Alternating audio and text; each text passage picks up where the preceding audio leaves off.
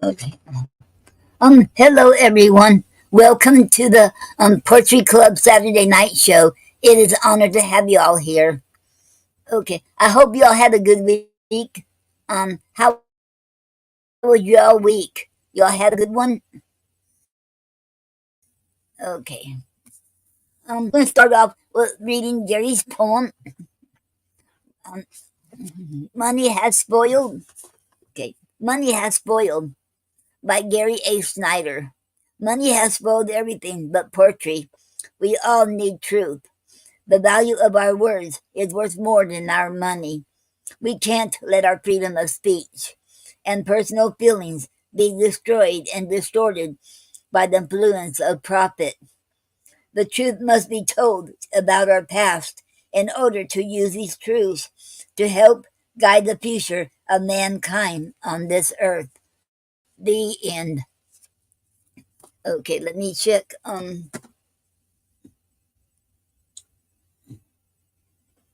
Okay, let me check.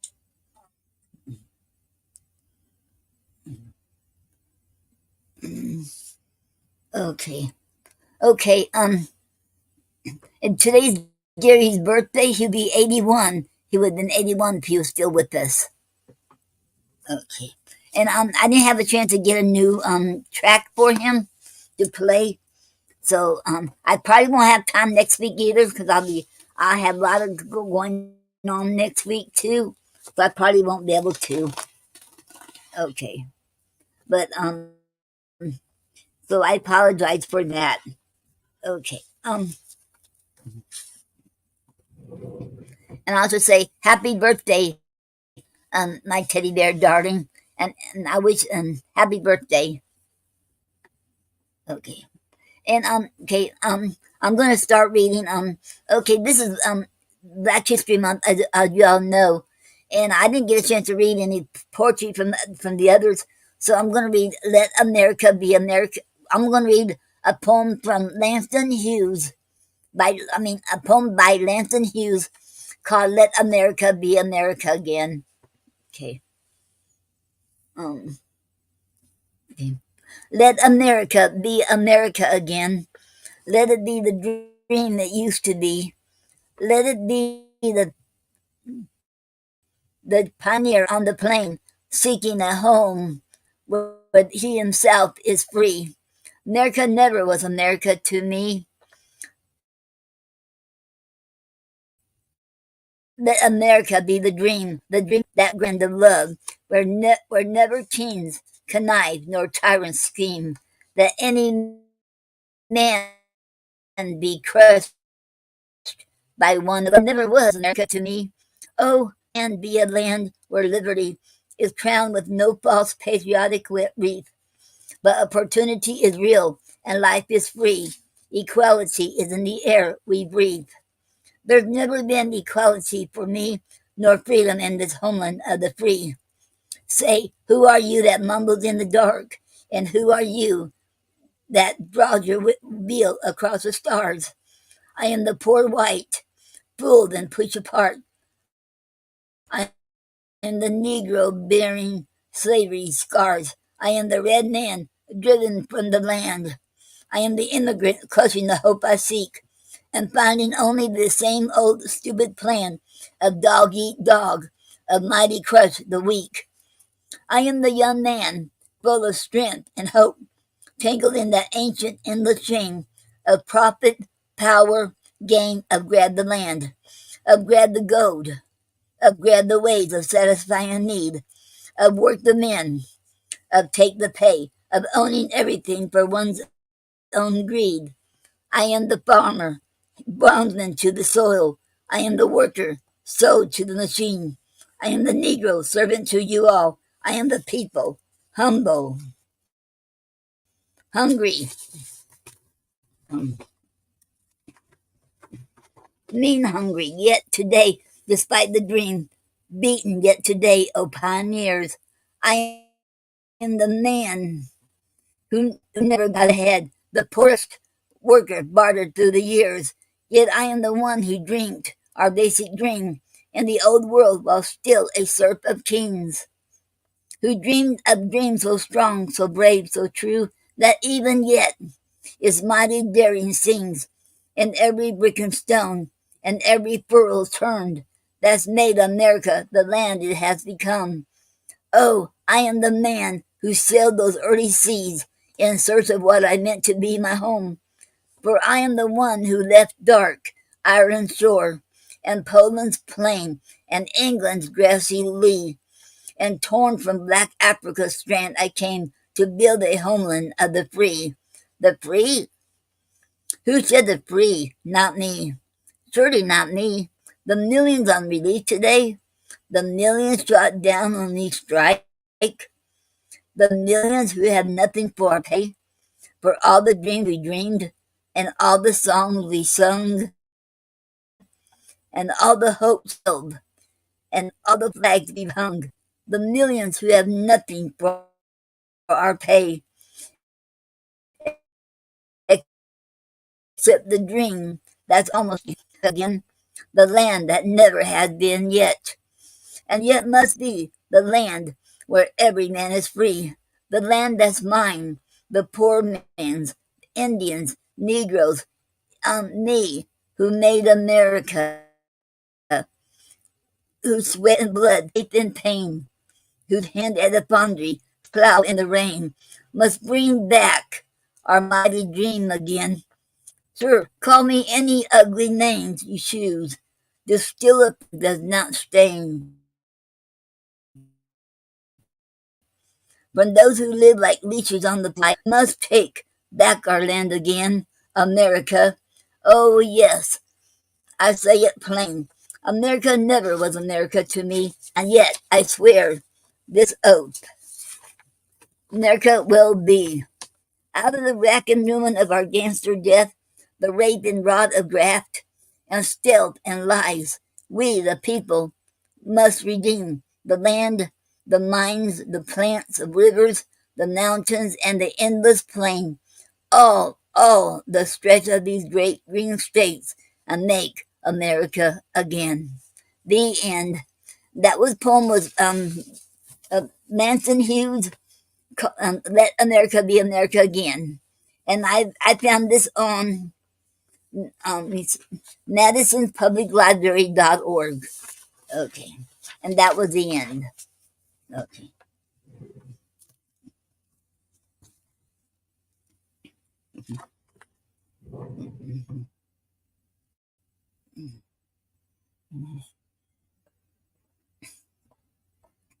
Yeah, let me see if we got any comments. Um,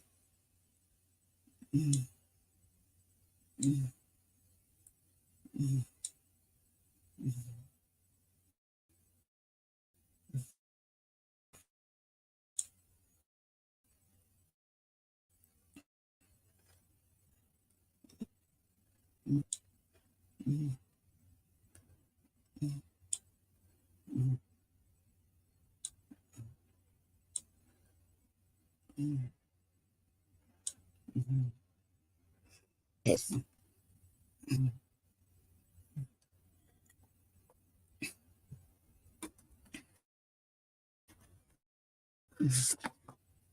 Now I'm going to read the complete works of William Shakespeare, Volume 1.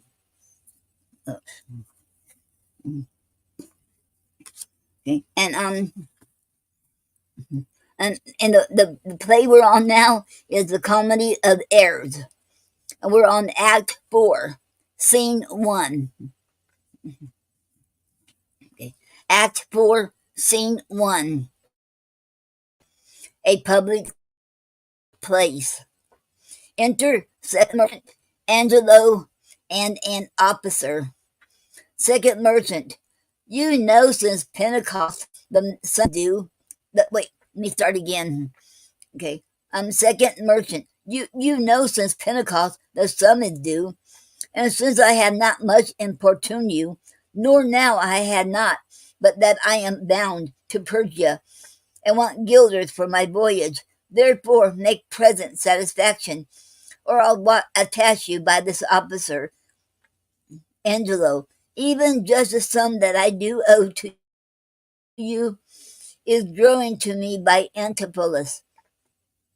And in the instant that I met with you, he had on me a chain at 5 o'clock. I shall receive the money for the same. Please us, you walk with me down to his house. I will discharge my bond and thank you too. Amphialus of Ephesus and Dromio of Ephesus from the courtesans. Officer, that labor may you save where he comes. And Antipholus says, go to the goldsmith's house, go thou and buy a rope's end, that will I bestow among my wife and her confederates. For locking me out of my doors by day, but soft. I see the goldsmith be gone. Buy thou a rope and bring home Dromio of Ephesus. I buy 1,000 pounds a year. I buy a rope. Exit.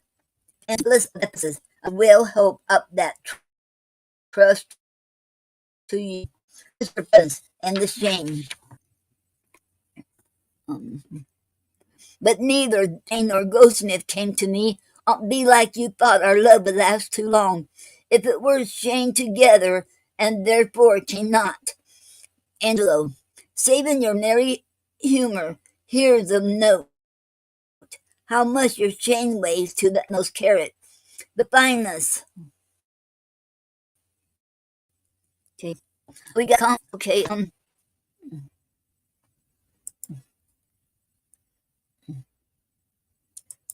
okay. Hello, Dickie. Welcome to the Poetry Club Saturday Night Live. I mean, not live. I'm sorry. I don't want. Okay. Welcome to the Poetry Club Saturday Night Show. It is an honor to have you here, Dickie. Okay. Hello, Emilia T. Davis. Welcome to the Poetry Club Saturday Night Show. It is an honor to have you here. Okay. How are you all? How are all doing today? Okay. And I know you all should come on here. Well, today was Gary's birthday, so I have a poem I'm going to read later on for his birthday. Okay. He'll be 81, and I haven't chance to post anything up on my Facebook page today yet. Okay.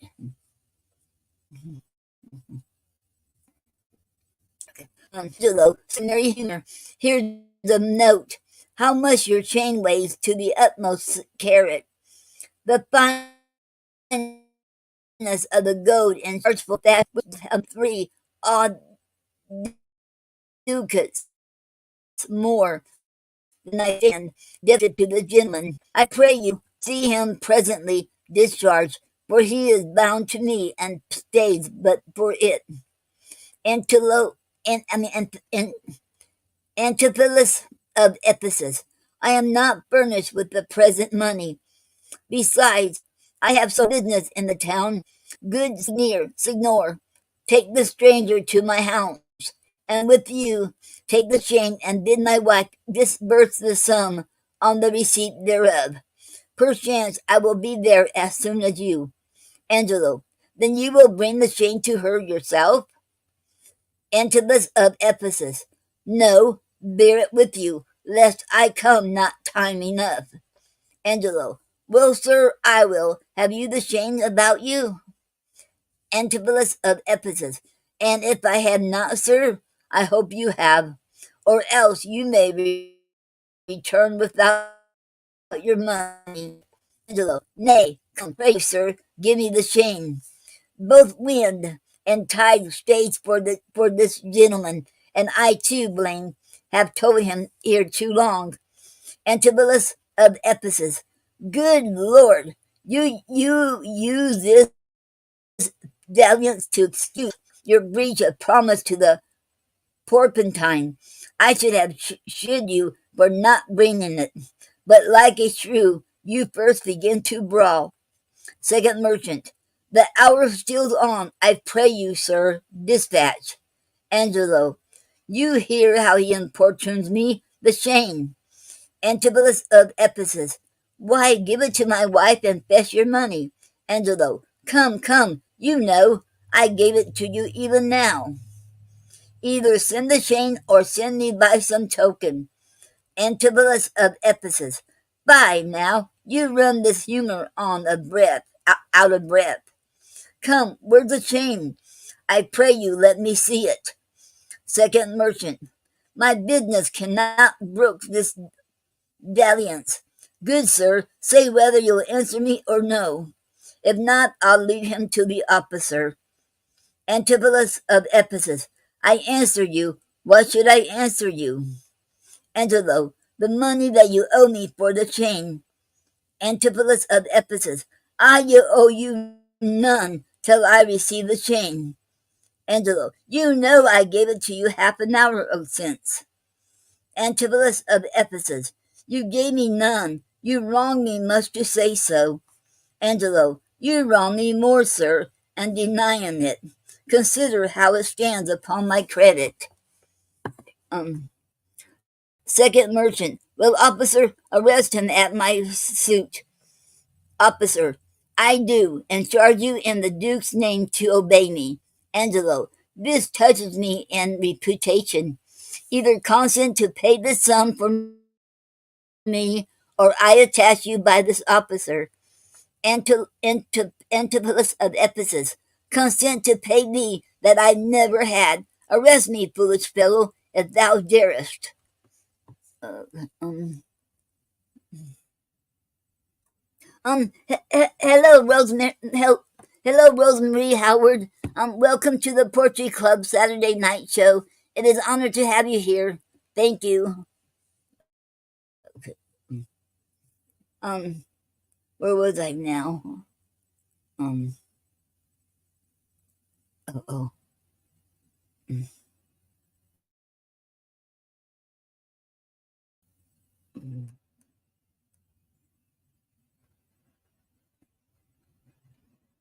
oh.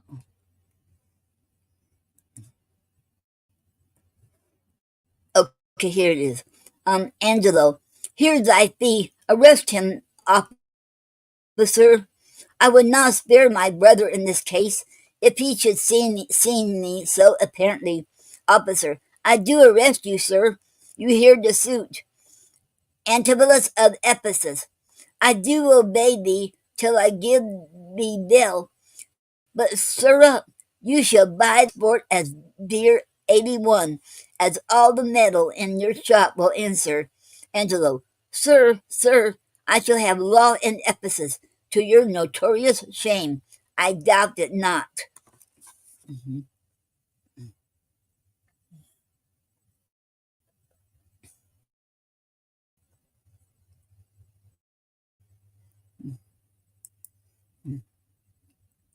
Okay. Hello, Mark. Okay, okay, and welcome, and welcome to the Poetry Club Saturday Night Show, Mark. It is an honor to have you here. Okay, and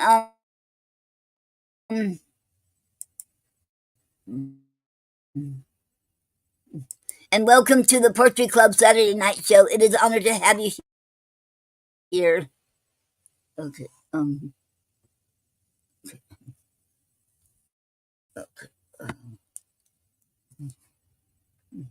Enter Dromio of Syracuse from the day.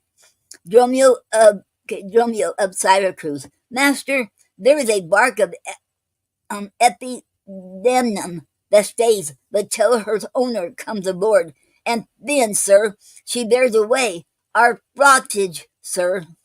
I have conveyed aboard, and I have bought the oil, the balsamum, and aquabiter. The ship is in her trim. The merry wind blows fair from land. They stay for naught at all, but for their owner, master, and yourself. Antipholus of Ephesus, how now? A madman? Why, thou peevish sheep, what ship of epidemium stays for me? Dromio of Syracuse, a ship you sent me to to have waftage, to hire waftage. Antipas of Ephesus, thou drunken slave, I sent thee for a rope, and told thee to what purpose and at what end. Dromio of Syracuse, you sent me for a rope's end as soon you sent me to the bay, sir, for a bark. Antipas of Ephesus, I will debate this matter at more leisure, and teach your ears to listen me with more heed. To Adriana, villain, hide thee straight. Give her this key, and tell her in the desk that's covered over with Turkish tapestry there's a purse of ducats. Let her send it. Tell her I am arrested in the street, and that shall bail me. Hide thee, slave, be gone. On officer to prison till it comes. Exit second merchant Angelo, officer, and Antipas of Ephesus. Okay. Dromio of Syracuse. To Adriana, that is where we bind, where Dalzable did claim me for her husband. She is too big, I hope, for me to come past. Thither I must, although against my will, for servants must their masters' minds fulfill. Exit.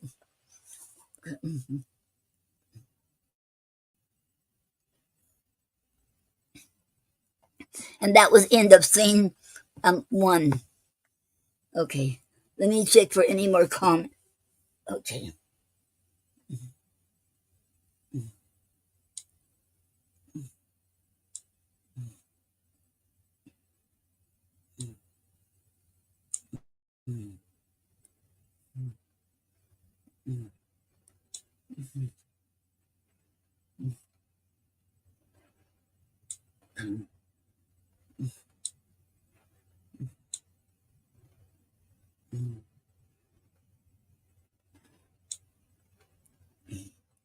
Okay.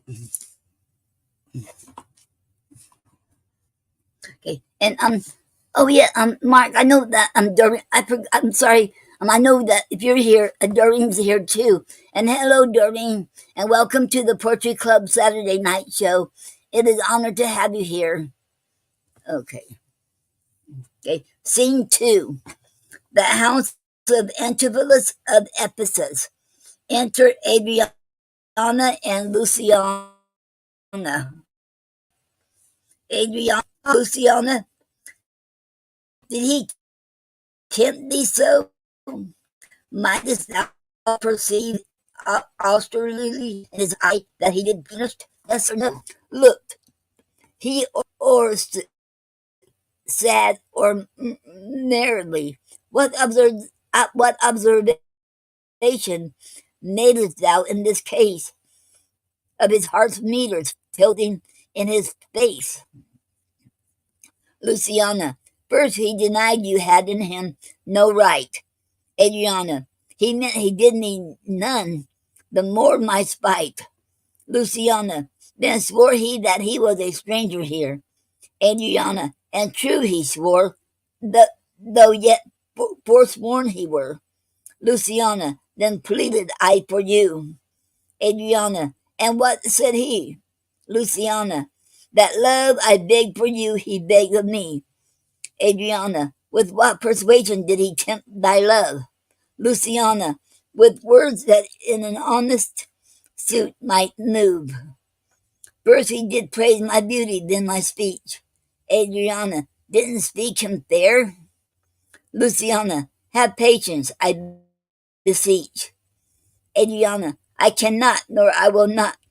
Hold me still, my tongue, though not my heart, shall have his will. He is deformed, crooked, old, and sere, hot, ill-faced, worse-bodied, shapeless everywhere, vicious, vicious,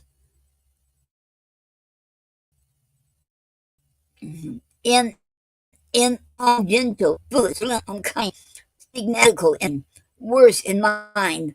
Luciana, who would the jealous been of such a one? His will with his own.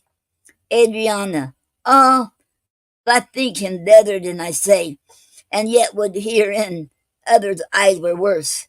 Far from her nest, the lapwing cries away. My heart prays for him, though my tongue do curse. Enter Dromio of Syracuse. Dromio of Syracuse. Here, here, go, the desk, the purse, sweet now make haste. Luciana, how hast thou lost thy breath? Dromio of Syracuse, by running fast. Adriana, where's thy master, Dromio? Is he well? Dromio of Syracuse, no, he's in Tartar limbo, worse than hell. A devil in an everlasting garment hath him, one whose hard heart is buttoned up with steel, a fiend, a furry, pitiless, and rough, a wolf, nay, worse, a fellow all in bluff, a back friend, a shoulder clapper, one that countermands the passages of alleys, creeks, and narrow lanes, a hound that runs counter and yet draws dry foot well, one that before the judgment carries poor souls to hell. Adriana, why, man, what is the matter? Dromio of Syracuse, I do not know the matter. He is rested on the case. Adriana, what, is he arrested? Tell me at whose suit? Dromio of Syracuse, I know not at whose suit he is arrested well, but he's in a suit of buff, which rested him that can I tell. Boisterous redemption the money in his desk? Adriana, go fetch it, sister. Exit Luciana. This I wonder at, that he, unknown to me, should be in debt. Tell me, was he arrested on a band? Dromio of Syracuse, not on a band, but on a stronger thing. A chain, a chain. Do you not hear it ring? Adriana, what, the chain? Dromio of Syracuse, no, no, the bell. It's time that I were gone. It was 2 ere I left him, and now the clock strikes 1. Adriana, the hours come back. That did I hear? Dromio of Syracuse, oh yes.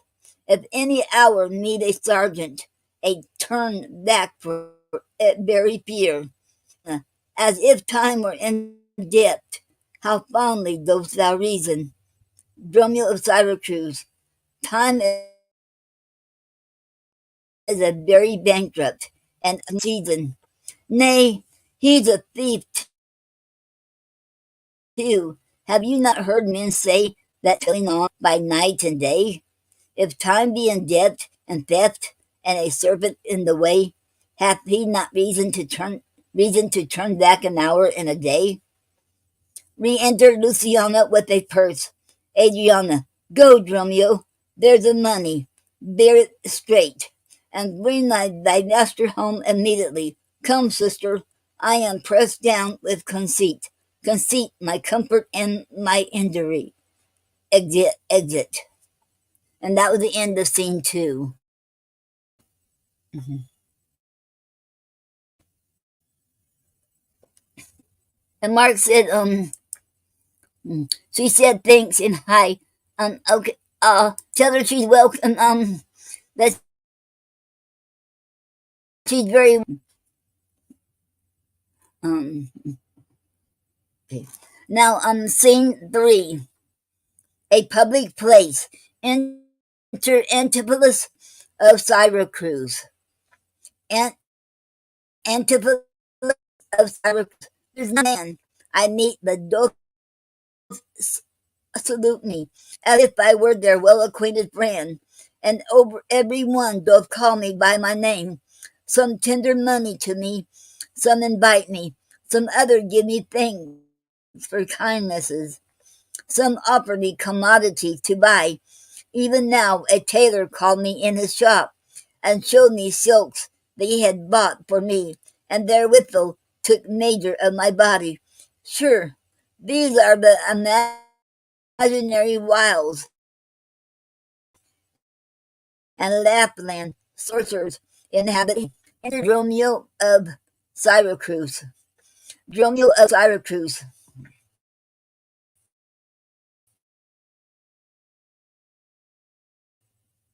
After you sent me Antibus of Syracuse. What gold is this? What Adam does thou mean? Dost thou mean? Dromio of Syracuse. Not that Adam that kept the paradise, but that Adam that keeps the prison. He that goes in the calf skin that was killed for the prodigal. He that came behind you, sir, like an evil angel, and bid you forsake your liberty. Antibulus of Syracuse. I understand thee not. Dromio of Syracuse. No. Why, 'tis a plain case. He that went like a bastille in a case of leather. The men, sir, that when gentlemen are tired, give them a sob and rest them. He, sir, that takes pity on decayed men and gives them suits of durances. He that sets up his rest to do more exploits with his mace than a Morris pike. Antiphus of Syracuse. What thou meanest an officer. Dromio of Syracuse. Ay, sir, the sergeant of the band. He that brings any man to answer it, that breaks his band. One that thinks a man always going to bed and says, God give you good rest.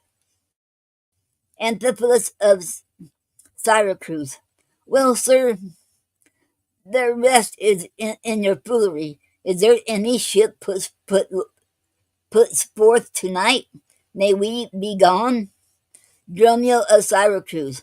Why, sir, I brought you word an hour since that the bark expedition put forth tonight.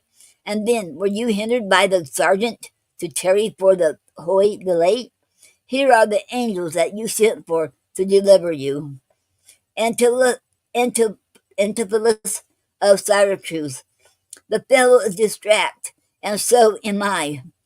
And here we wander in illusions. Some blessed power deliver us from hence. Okay.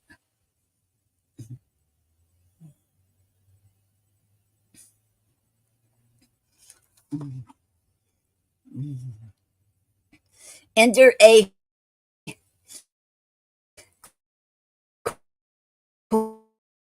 courtesan. I see, sir. You have found the goldsmith now. Did you promise me today? Antipholus of Syracuse. I charge thee, tempt me not. Dromio of Syracuse. Master, is this Mistress Satan?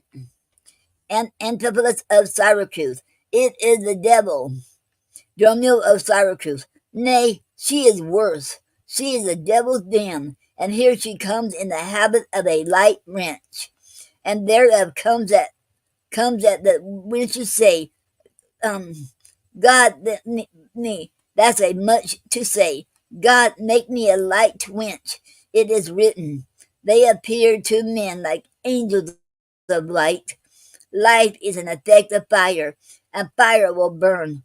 Ergo, light wenches will burn. Come not near her. Courtesan, your man and you are marvelous merry, sir. Will you go with me? We'll mend our dinner here. Dromio of Syracuse. Master, if you do, expect spoon meat, or bespeak a long spoon. Antipholus of Syracuse. Why, Dromio? Dromio of Syracuse. Mary, he must have a long spoon that must eat with the devil. Antipholus. Avoid then what tells them you are all a sorceress. I conjure thee to leave me and be gone.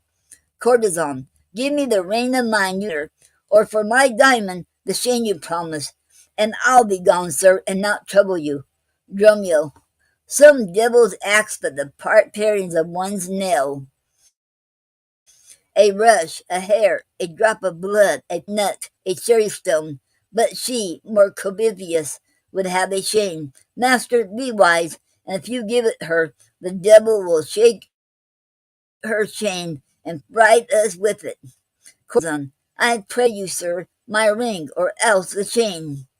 I hope you do not mean to cheat me so. Antipholus, avaunt, thou witch. Come, Dromio, let us go. Dromio, fly, pride, says a peacock. Mistress, that you know, exit Antipholus and Dromio. Courtesan, now out of doubt Antipholus is mad, else would he never so demean himself. A ring he hath of mine, worth 40 ducats, and for the same he promised me a chain. Both one and other he denies me now. The reason that I gather he is mad. Besides this present instance of this his rage, is a mad tale he told today at dinner of his own doors being shut against his entrance. Belike his wife, acquainted with his fits, on purpose shut the doors against his way. My way is now to his home, to his house, and tell his wife that, being lunatic, he rushed into my house and took perforce my ring away. This course I fittest choose, for 40 ducats is too much to lose. Exit. And that was the end of scene 3. Okay. And scene 4. A street. Enter Antipholus of Ephesus and the officer. Okay. Antipholus of Ephesus. Fear me not, man. I will not break away. I'll give thee, ere I leave thee, so much money to warrant thee as I am rested for. My wife is in a wayward mood today. I will not lightly trust the messenger that I should be tasked in Ephesus. I tell you, 'twill sound harshly in her ears. Enter Dromio Ephesus with a rope's end. Here comes my man. I think he'd bring the money. How, sir? I have you that I sent you for?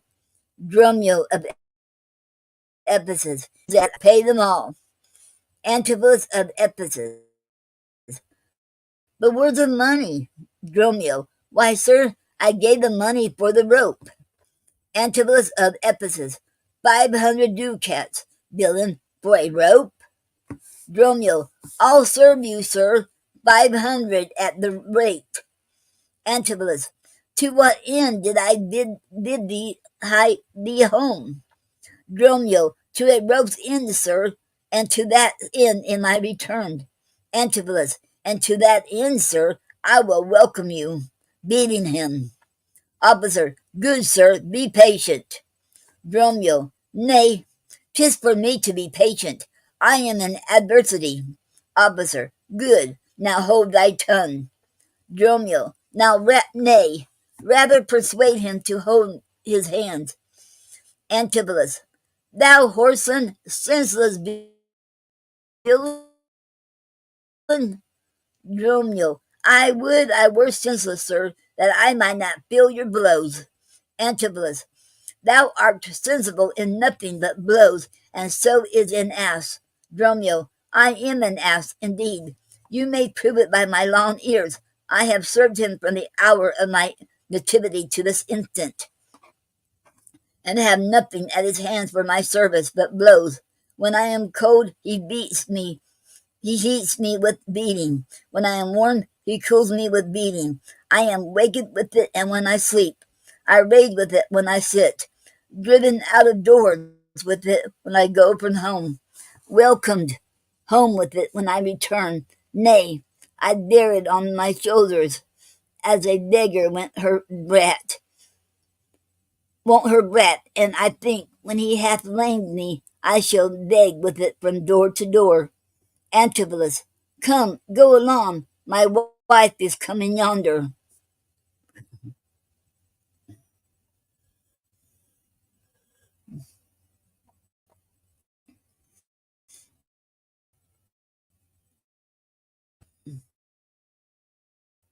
Um, my yeah, welcome to the Poety Club's night show, and it's welcome, and it's an honor to have you here. Thank you. Okay. Um. Oh.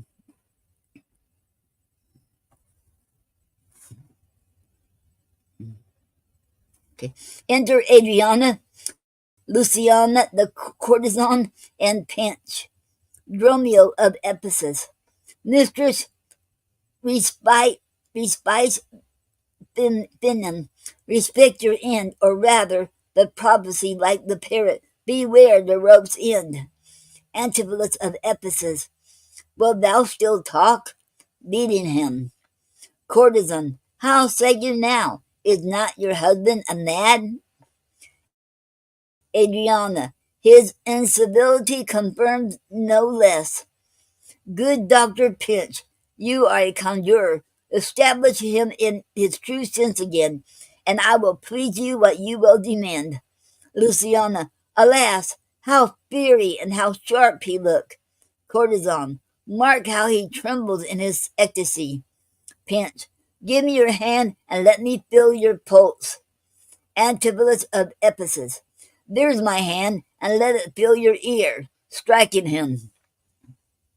Pinch, I charge thee, Satan, housed within this man, to yield possession to my holy prayers, and to thy state of darkness hide thee straight. I conjure thee by all the saints in heaven.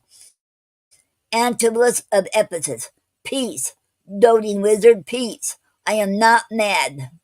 Adriana, oh, that thou were not, poor distressed soul. Antipholus of Ephesus, you minion, you, are these your customers? Did this companion with the sapling face revel and feasted at my house today, whilst upon me the guilty doors were shut, and I denied to enter in my house? Adriana, oh husband, God doth know you dined at home. Where would you have remained until this time? Free from these slanders and this open shame. Antipholus of Ephesus, dined at home, thou villain, what sayest thou? Dromio, sir, sooth to say you did not dine at home. Antipholus of Ephesus, were not my doors locked up and shut out? Dromio,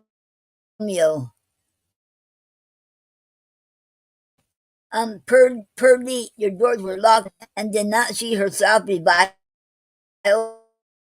me there? Dromio, stains reviled you there.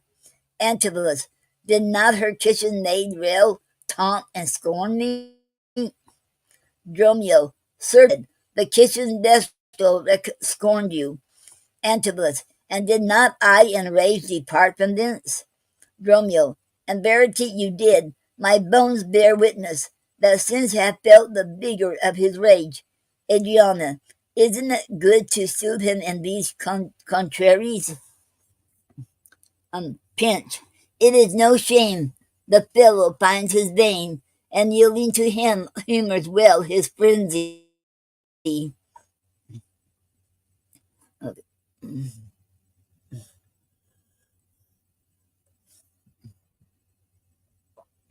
Um,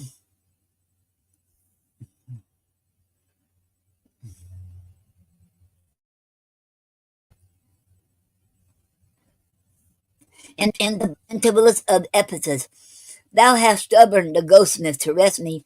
Adriana, alas, I sent you money to redeem you, by Dromio here, who came in haste for it. Dromio, money by me, heart and good will you might, but surely not regularly. Went not thou to her for it? Adriana, he came to me and I delivered it. Luciana, and I am witness with her that he did. Dromio, God and the maker bear me witness that I will send a rope. Pinch, mistress, both man and master is possessed. I know it by their pale and deadly looks. They must be bound and laid in some dark room. Antibolus, say, wherefore didst thou lock me forth today? And why dost thou deny the bag of gold? Adriana, I did not, gentle husband, lock thee forth. Dromio, and gentle master, I received no gold. But I confess, sir, that we were locked out. Adriana, dissembling villain, thou speakest false in both. Antibolus, dissembling harlot, thou art false in all, and art confederate with a damned pack to make a loathsome abject scorn of me.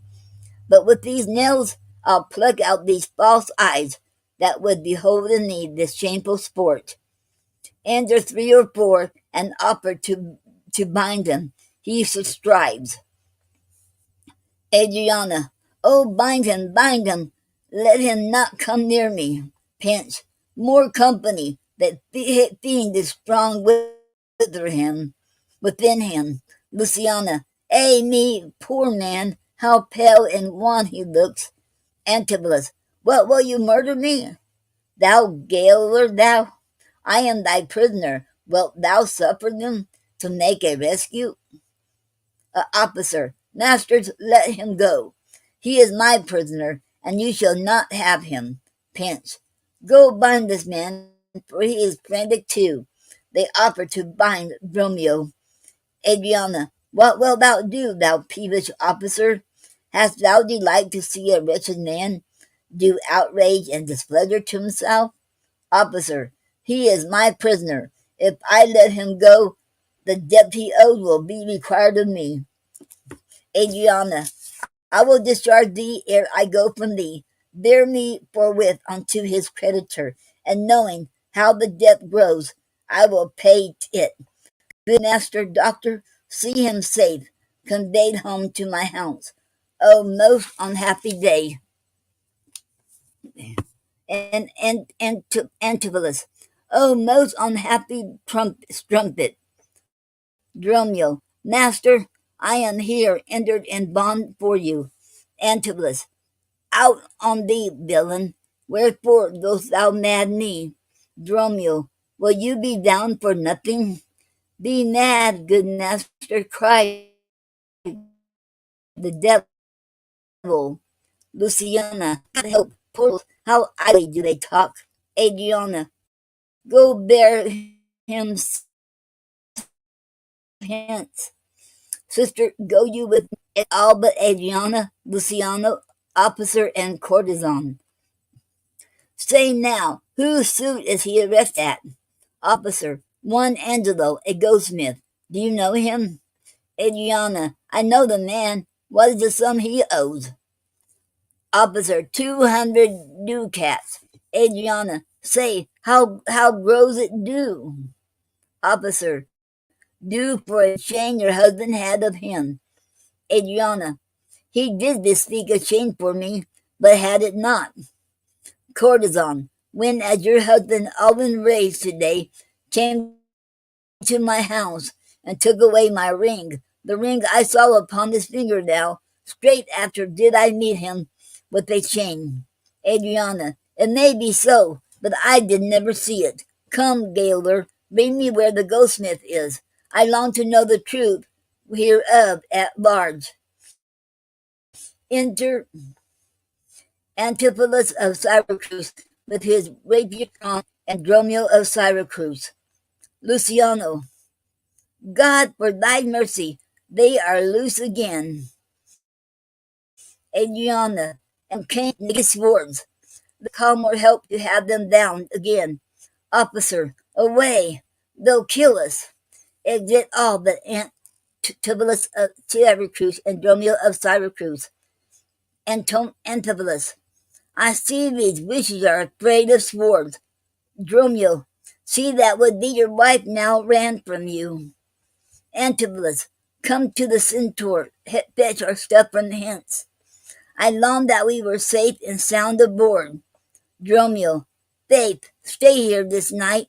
They will surely do us no harm. You saw they speak us fair, give us gold. Methinks they are such a gentle nation. that but for the mountain of mad flesh that claims marriage of me, I could find in my heart to stay here still and turn witch. Antipholus, I will not stay tonight for all the town. Therefore, away to get our stuff aboard. Exit. And that was the end of Act 4. And next Saturday, I'll read Act 5. And I think that will be the end. We're getting close to the end of it. Okay, of the Comedy of Errors.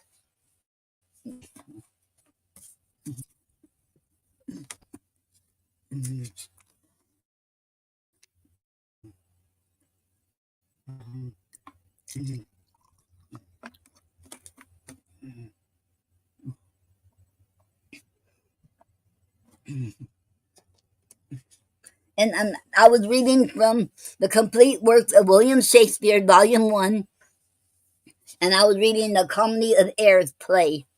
Okay. And now I'm gonna see. Hello, Ross Atiba.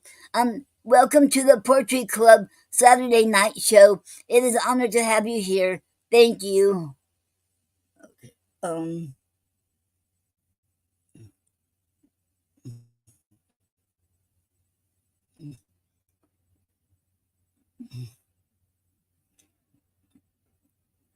okay, and now I'm gonna read Ara Lee by Elizabeth Barrett Browning, and we're on book 9, so we're getting close to the end of Ara Lee. Okay, wait a minute, where was I?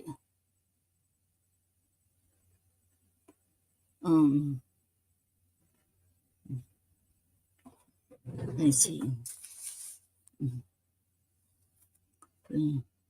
Okay.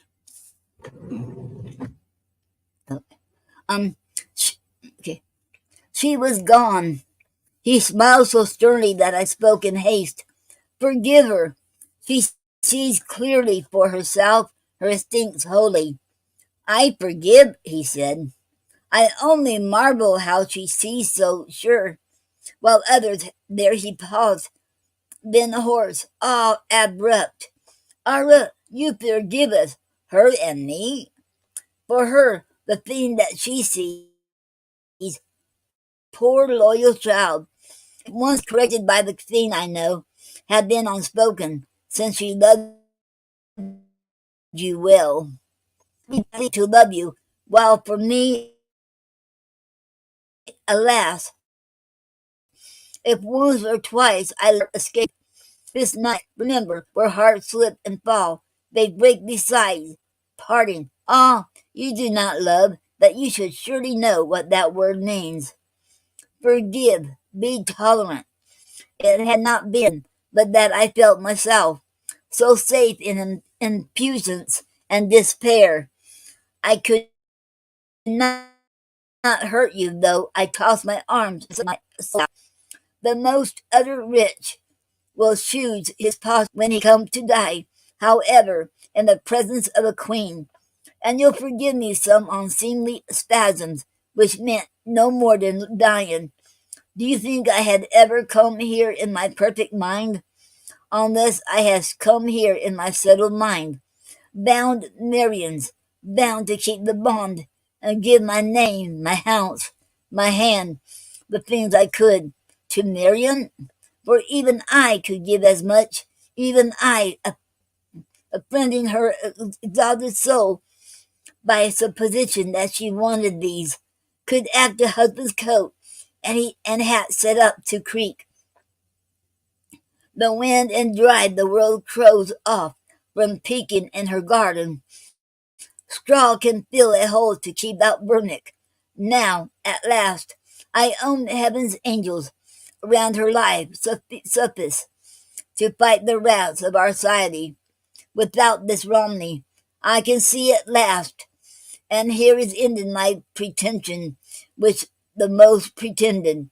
Over proud, of course, even so, but not so stupid, blind, that I, whom this great taxmaster of the world, has set to meditate mistaken work.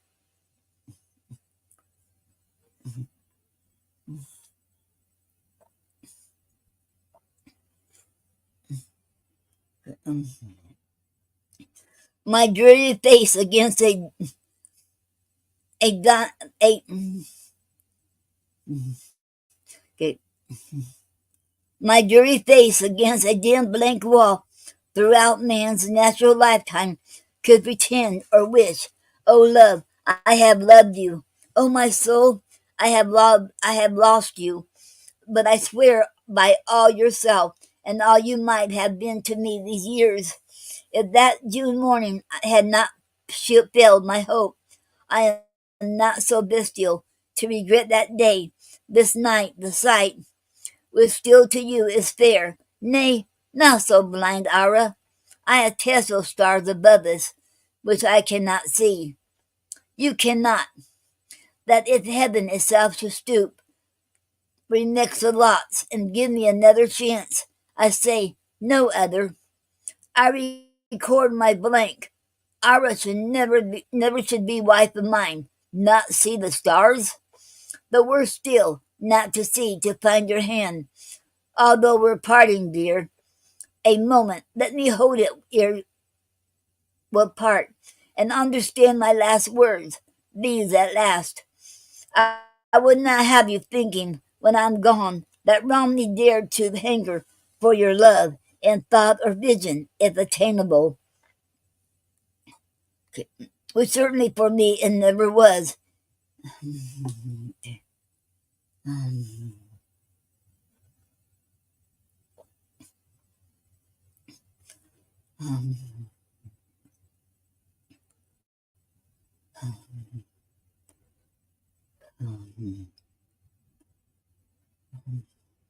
and and wish to use it for a dog today, to help the blind man stumbling.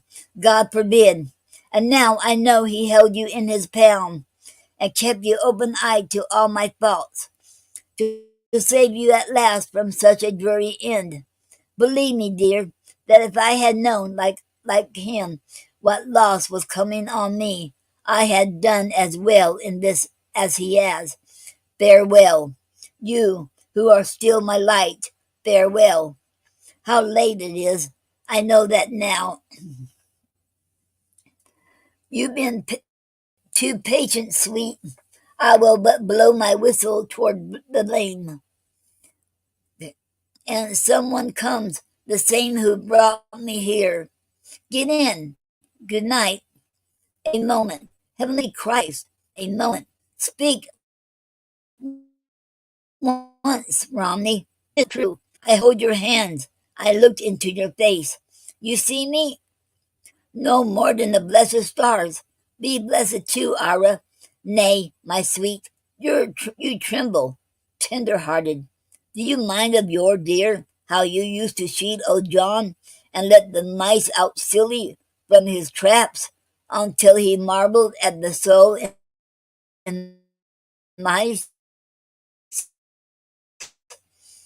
which took the cheat of the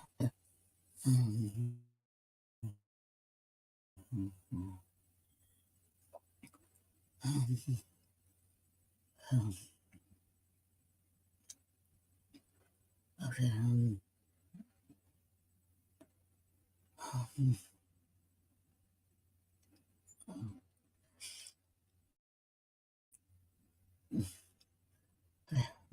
The same, dear soft heart always. 'Twas for this I grieved.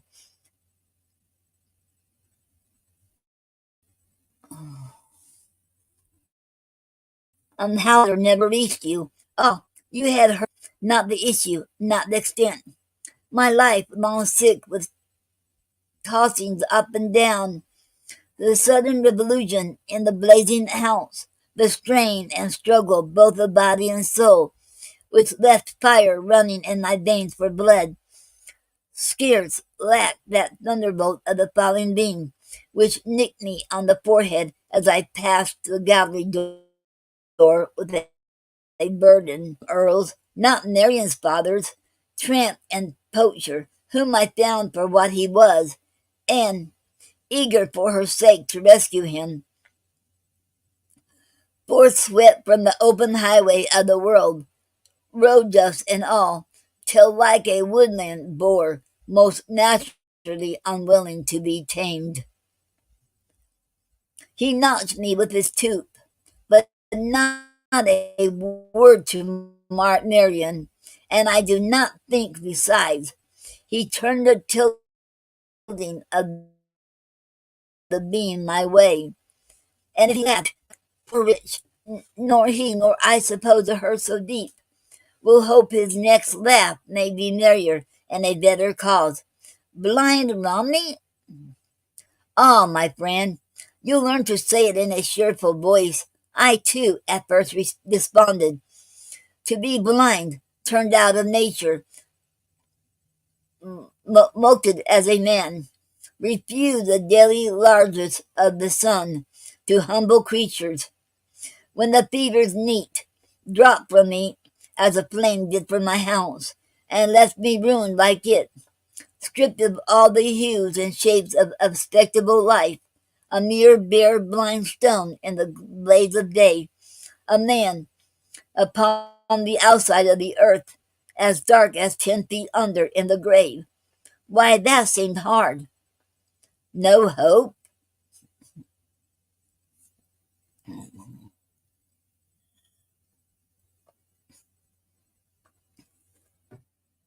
Okay. And okay. Okay.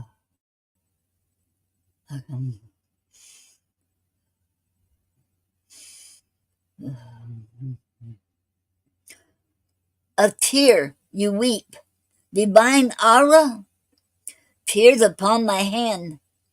I've seen you weeping for a mouse, a bird, but weep for me, Aura? Yes, there's hope. Not hope of sight. I could be learned, dear, and tell you in what Greek and Latin name the visual nerve is withered to the root, though the outer eyes appeared indifferent, unspotted in their crystals. But there's hope. The spirit, from behind the dethroned sense, sees, waits in patience till the walls break up, from which the vast relief and fresco have dropped. There's hope. The man here, one so arrogant and restless, so ambitious for his part,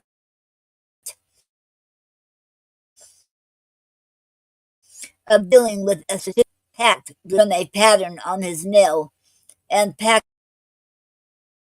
such things quite another way, is now contented.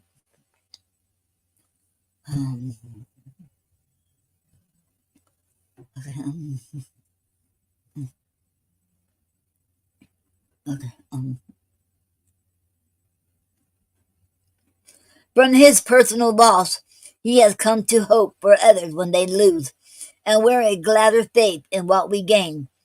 Through bitter experience, compensation sweet, like that tear sweetest. I am quiet now, as tender, surely for the suffering world, but quiet, sitting at the wall to learn, content henceforth to do the thing I can. For though as powerless, said I, as a stone can still give shelter to a worm, and it is worth while being a stone for that. There's hope, Ara. Is there hope for me? For me? And is there room beneath the stone for such a worm?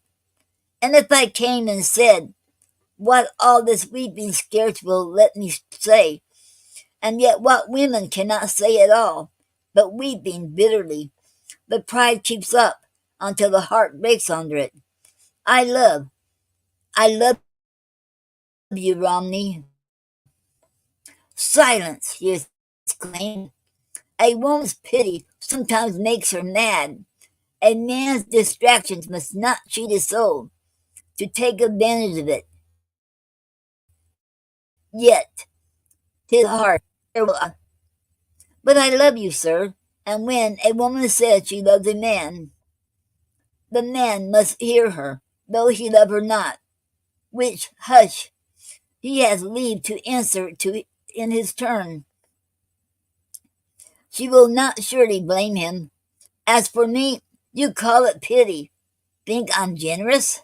'Twere somewhat easier for a woman, proud as I am, and I'm very vilely proud, to let it pass as such, and press on you, love born of pity, seeing that excellent loves are born so often, nor the quicklier die. And this would set me higher by the head than now I stand. No matter what, let the truth, no matter, let the truth stand high. Ara must be humble. No, my love's not pity merely. Obviously, I'm not a generous woman, never was, or else of old I had not looked so near to weights and measures, grudging you the power to give as first. I scorned your power to judge for me, Ara. I would have no gifts, forsooth, but God's, and I would use them, too, according to my pleasure in my choice, as he and I were equals, you below, excluded from that level of interchange, admitting then its action. You were wrong in much. You said so. I was wrong in most. Oh, most? You only thought to rescue men by half means, halfway, seeing half their wants, while thinking of your personal gain. But I, who saw the human nature broad at both sides, comprehending too the souls and all the high necessities of art, betrayal the thing I saw, and wrong my own life, for which I pleaded, pageant to exalt the artist's instinct in me at the cost. Okay.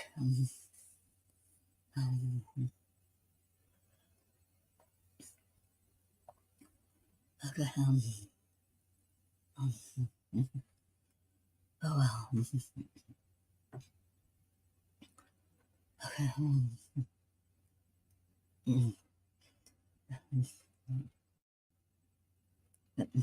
A putting okay. A putting down the woman's. I forgot.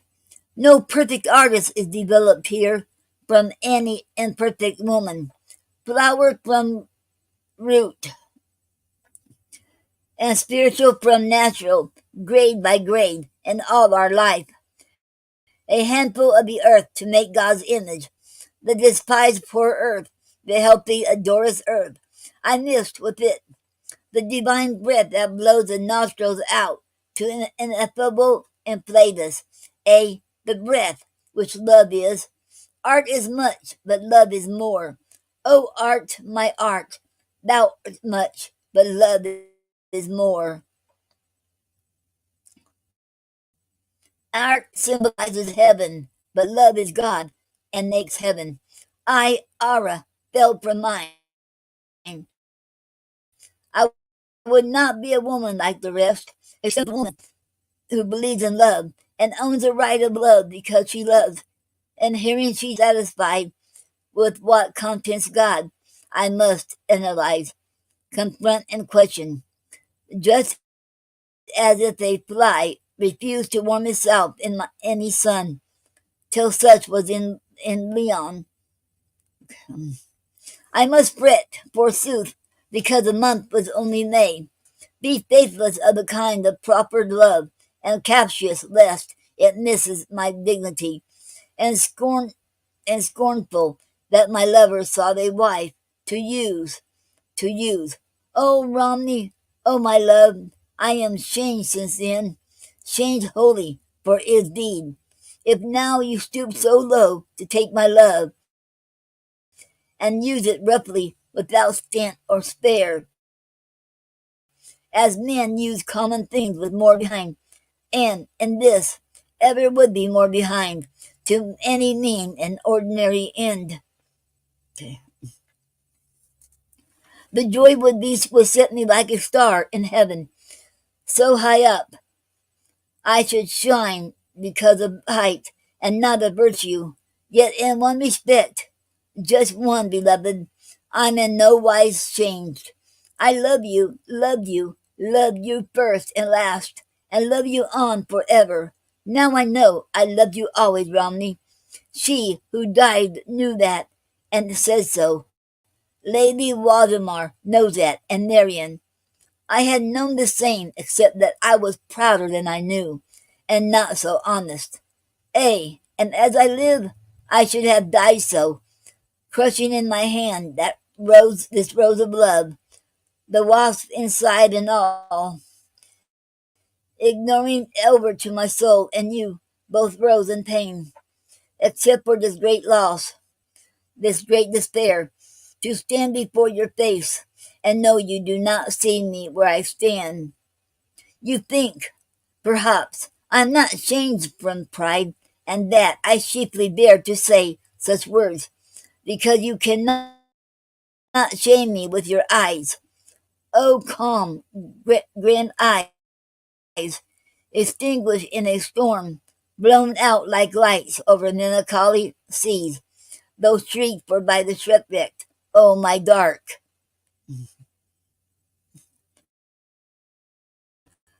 my cloud, to go be pay, while I go ever toward the wilderness.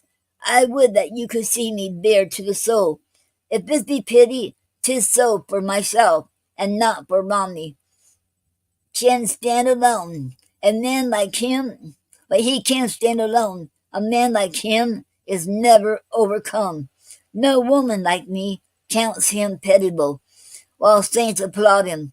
He mistook the world, but I mistook my own heart, and that slip was fatal. Romney, will you leave me here, so strong, so proud, wait, so wronged, so proud, so weak, so unconsoled, so neuro, so neuro a woman, and I love you so. I love you, Romney. Okay. Um, could I see his face? I wept so. Did I drop against his breast, or did his arms constrain me? Were my cheeks hot, overflooded with my tears, or his? And which of our two large explosive hearts so shook me? That I know not. There were words that broke in utterance, melted in the fire, embrace that was convulsion. Then they kissed as long and silent as the ecstatic night, and deep, deep, shuddering breath, which went beyond whatever could be told and heard or kissed. I'm gonna stop there, and I'll be there for until next Saturday, and I'll read the more. Okay. Um,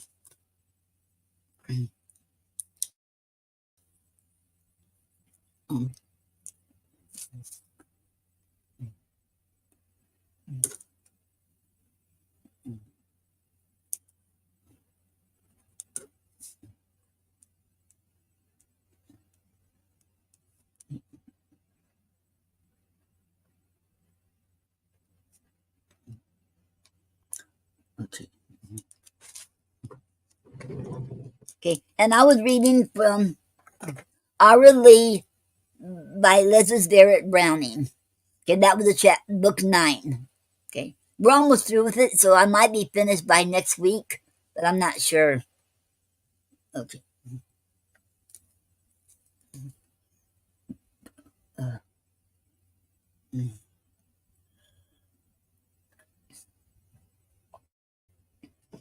okay.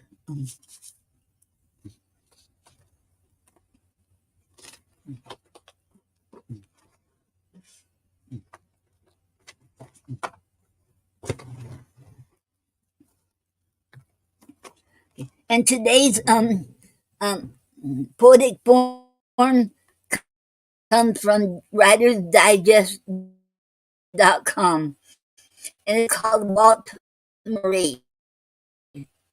Capital K Walt Marie. Okay. Invented by Candace Kubinick. And it is the newest one too. It's not an older one. It is a 10. Even lines are 2 cents, and the odd lines are longer. The double count. Even lines make their own mini poems separately.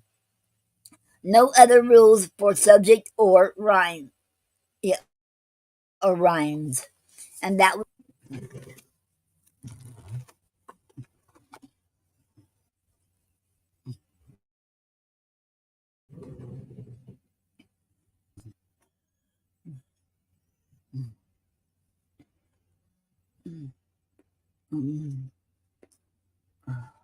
okay. And now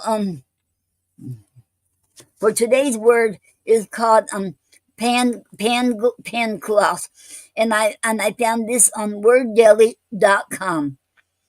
Okay, and if you need to check out wordjelly.com, and is a sister to wordgenius.com, and you go check them out, and you can sign up, and and just sign up, and you get a word every day in your email box. And they have more stuff on there besides a word for the day. Okay, check it out. It's an awesome site. Okay, and and pangloss is a noun. Origin is French in the 18th century, and definition is a person who is optimistic regardless of the circumstances. Example in a sentence: he can find the silver lining in almost any situation, but he's also a realist, not a pangloss. Okay.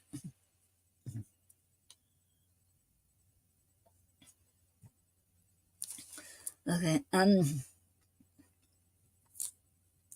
In Voltaire's 1759 satire, Candide, or Optimism, the French Enlightenment writer and philosopher introduced Dr. Pangloss.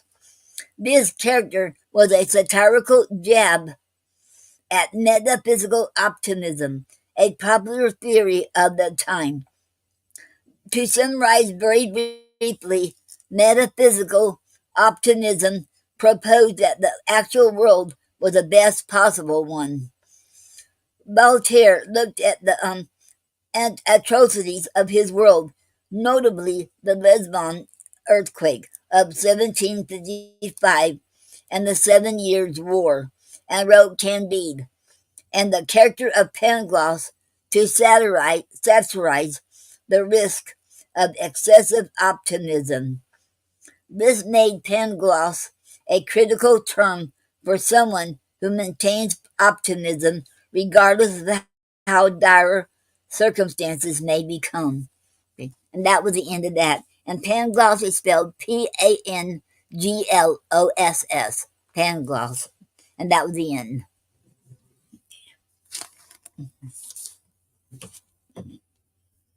Okay.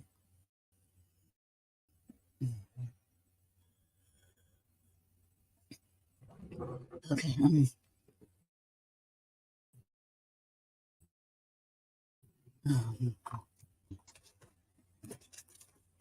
And I told you I was going to read a poem that I wrote for Gary's birthday today. I wrote it last night. This is one of my newest ones. Wrote it last night. I almost forgot. Okay. I almost forgot your birthday today, but I didn't. Please forgive me. If you're here, I wouldn't forget, but still no excuse for me almost forgetting. I feel, wait, let me start over again. I got it. Okay. Um, okay. I'm sorry. Let me start this again. Almost forgot. I almost forgot your birthday today, but I didn't. Please forgive me. I feel bad. If you're here, I wouldn't forget, but still no it's for me almost forget. Life got in the way. Like me starting pulmonary rehab, getting my lungs stronger, and building up my strength. I know you'd be proud. Sometimes I'm confused. because I'm not sure if I really feel you around me, or is it God surrounding me? I still want to celebrate you today by writing you this poem and wishing you a happy 81st birthday, my teddy bear darling. I will never forget you. My love for you will never die, just stronger. I love you, honey, forever and ever. The end. And that was a poem I almost forgot for Gary's birthday today. Okay. And first time I ever reading it to anybody is on here. My first time. Okay. Um. Okay.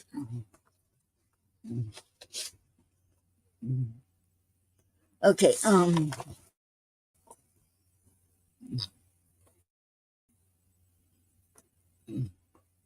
Okay. Anybody wants to come on? Anybody wants to come on here and is it Potpourri now? And anybody wants to come and read their poem, read their poems, or have any projects that you want to talk about, or your books, or have any announcements, or should want to talk, you can come right on in and let me put it in here, the link where you can come right on in here. Okay.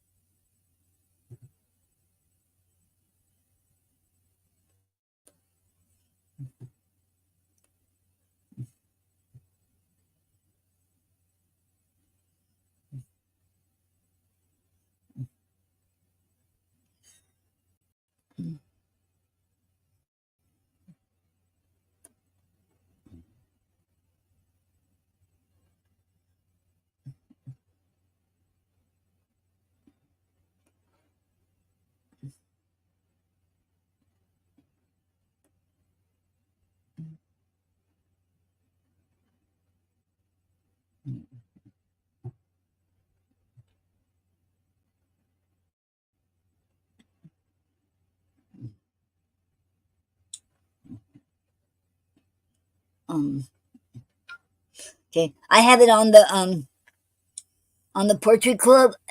So now I'll put on my page now. Okay.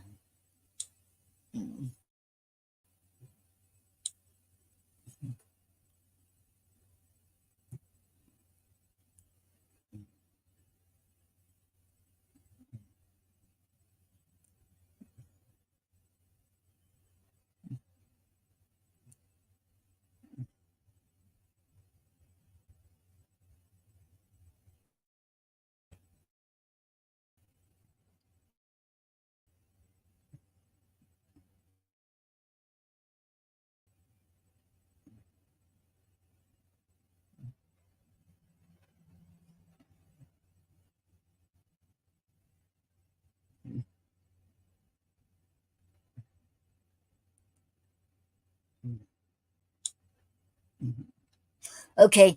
I put it um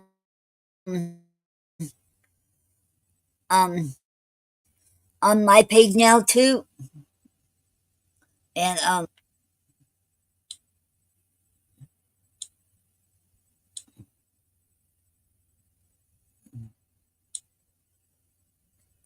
okay. Um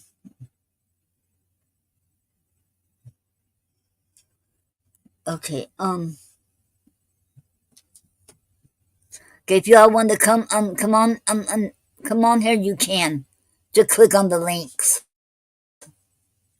Okay, let me put it on here too on okay, on okay.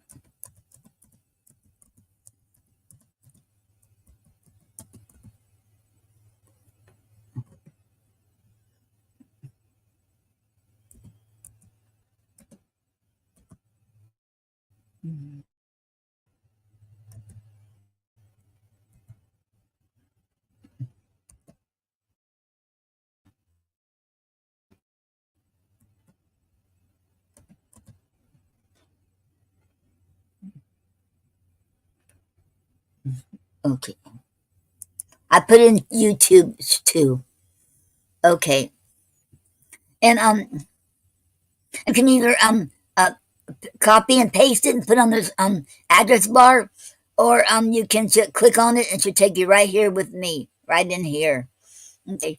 I have some announcements too while we're waiting. My cousin Rita, she needs all the prayers because right now her lung collapsed, and she had lung cancer and her lung collapsed, and she had to go to the hospital, and so we she so please, if you believe in prayers, please pray for her that she'll be, and pray for her and her son too.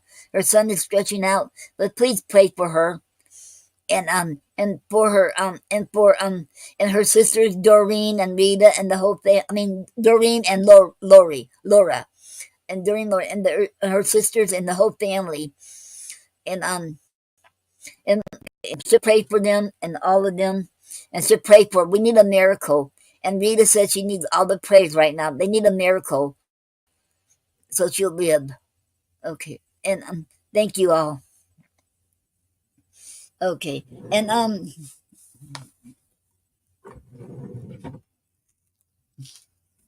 okay, and I do have some announcements to make too. Um, Bill Peters, Peter, okay, okay. He has an anthology for the, so, and it's now open for submissions, and the anthology is titled "Being Human: A Poetic Plea for Humanity," and that is a theme. And in the closing, it ends on March the 30th, 2024. And requirements is one poem, one bio of 50 words or less, and picture of the poet. And please send submissions as an attachment, and email it to innerchildpressanthologies@gmail.com. Okay. And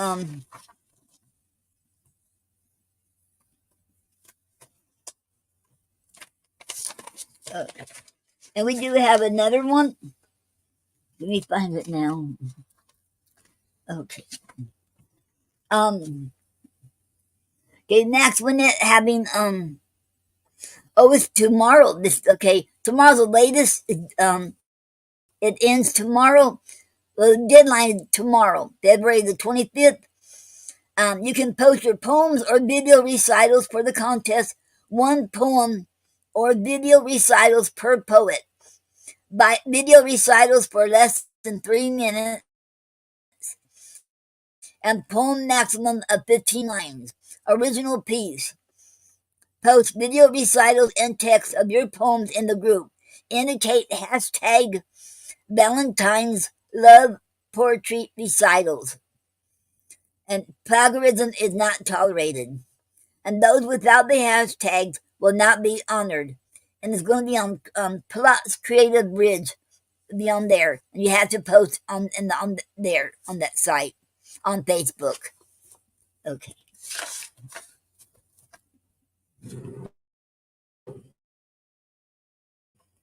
And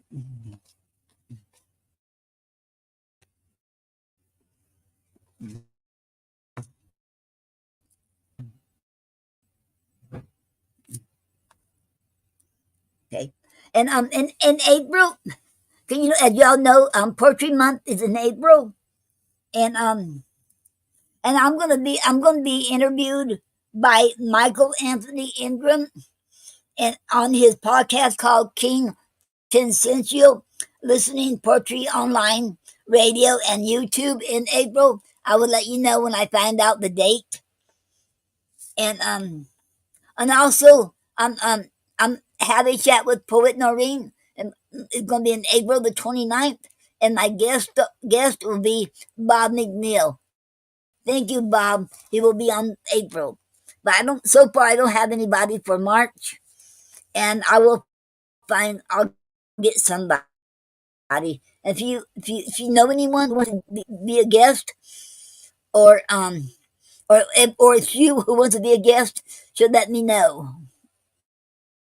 Okay.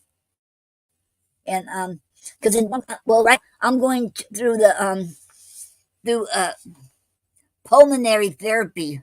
I'm getting my lungs stronger, and it's not as serious as Rita. I should got COPD, and I'm not that is Rita is worse than me, and I'm fine. I'm fine. I should because my pulmonologist wants me to go through that pulmonary rehab.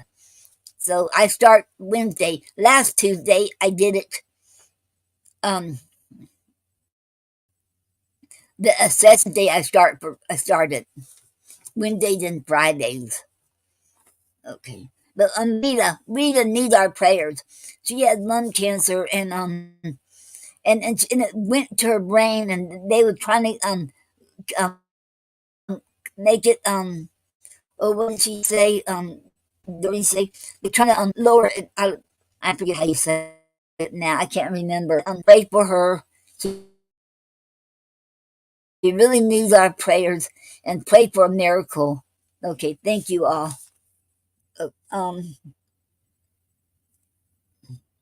Oh, and next minute, a poetess has a on YouTube has a podcast called Plots Creative Magazine Podcast every Wednesday at 11:45 a.m. on YouTube. Okay, now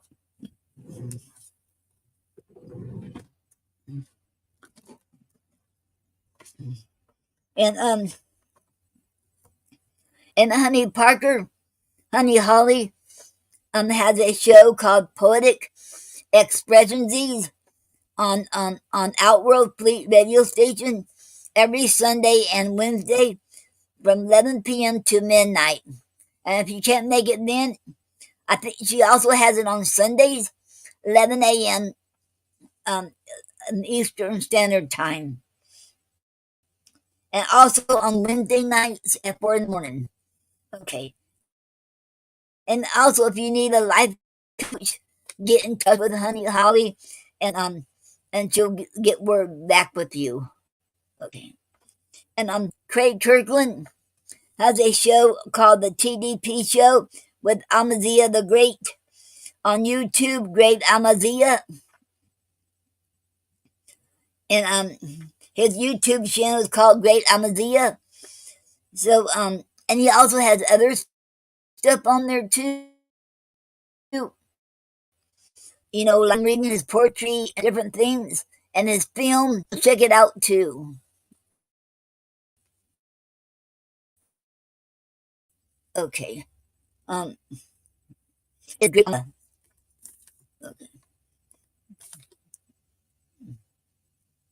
Oh, his show is every Sunday at 5 p.m. Eastern Standard Time. And oh, okay, Mark said thank you. Okay, you are very welcome, Mark. Okay, and okay, um, okay, and Gina Storm, Brother O, Enigmatic, and Nina Purple has a show called Voices Behind the Pens, and it's every Monday night at 9 p.m. on talkshoe.com/show /poet radio station. And and Gina Storm has something going on every day of the week. Um, on Clubhouse, and and I think and also on Blog Talk Radio. Okay, and Nada Alicia has a show called Speakeasy Cafe every Thursday night from 8 p.m. to 11 p.m. on Blog Talk Radio, and she has her show for 17 years, and it's crucial right now. We all support her. If you have the money, you can donate on GoFundMe because she don't get the money by March. In March, there won't be no more shows. won't be no more show because it costs money on Blog Talk Radio, and she can't afford it anymore on her own. That's why she getting getting help from us so we can help her. So if you can't, well, if you can't donate, then spread the word to everybody. To spread the word because she's been on that show for 17 years. Wow, that's a long time for any show to be on air. And oh, and you can call in too if you want to read your poem. Okay, you can read your poetry on there. Okay, and I hope you all okay, and I hope she can do it, and I know we can because we to keeping her in prayer for this show to still be on air for another year. Okay, and um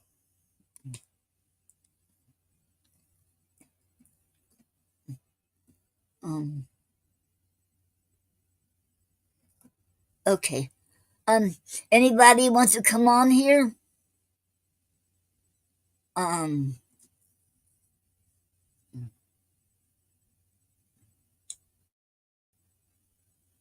see,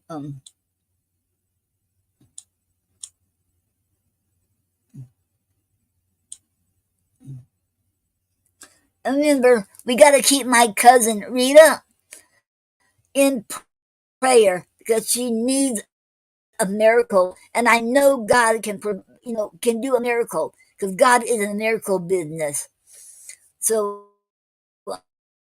um, I should pray for a miracle that she'll make it, and pray for Mark and Doreen and Laura too. They all need prayers too because Doreen and Laura, that's their sister. And Andrew, pray for Andrew too, her son, because he needs prayer too, because he's stressed out too about her. So let's hope that, pray that God will provide a miracle. And she needs all the. I can't stress it more than enough because she is very, very bad off, and I should pray she will be fine. God will provide a miracle in Jesus' name. Thank you all. Okay, and let me see if anybody else want to come on. Okay,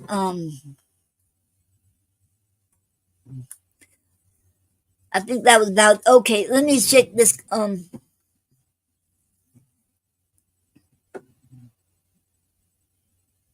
I have another announcement too. Let me find it on my page. And um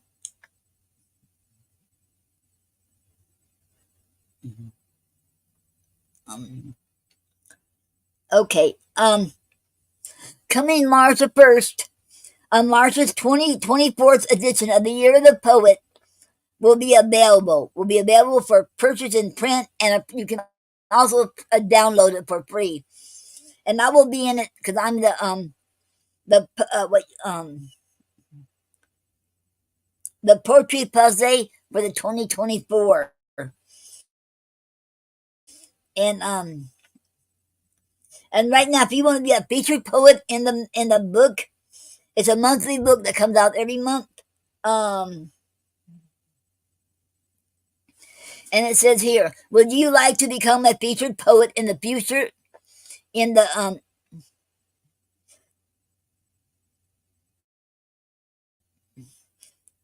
in the in the Year of the Poet 2024. Okay, and it's okay. I lost it again. Oh, easy. Now accepting submissions for July through December 2024. First submitted, featured. Submit to Year of the Poet at gmail.com. 3 poems, picture of poet, bio of 100 words or less. First come, first featured they seek. And now accepting submissions for September through December 2024. Now it says down here. Okay. And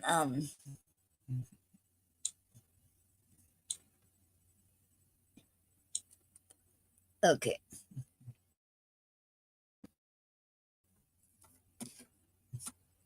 Okay, I think that's about all the announcements I have.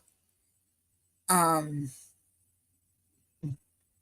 well, let me read one more poem of before of I do have another poem by Maya Angelou, and this will be the last Saturday of the Black History Month. So I'm gonna read that. Okay.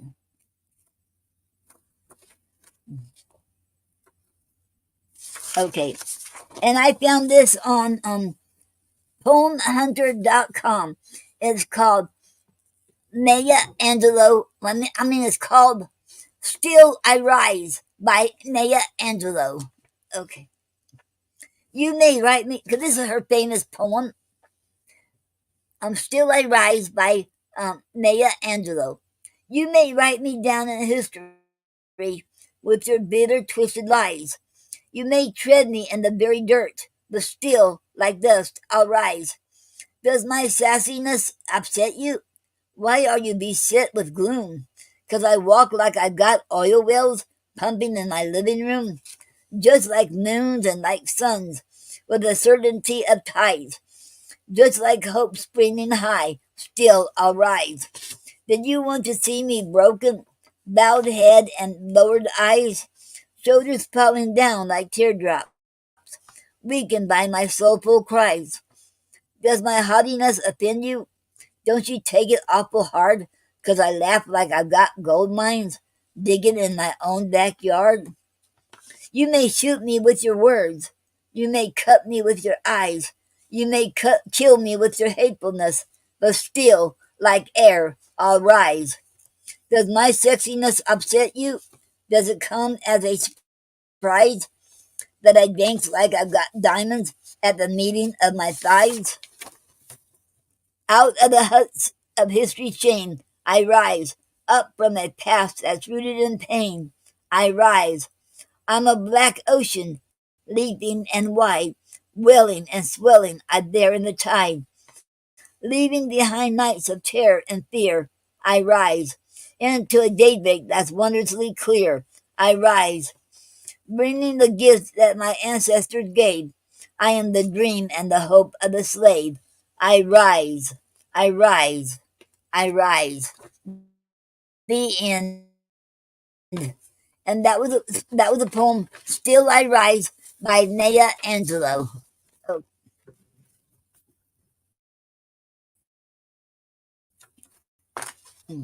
well, since nobody coming on here, I will close out the show and thank you all for being here today and to this evening, and thank you all very, very much. And if it wasn't for you all, there wouldn't be no show. So thank you all. I sure appreciate each one of you all. And have a good day, good evening, a good night, and a good weekend, and a good week. And I hope you all and be blessed. And I'll see y'all next Saturday. And thank you all very much. And God bless you all. And I love you all. And God loves you too. Okay, thank you all. Remember, you're never too old or too young to live your dreams. Have a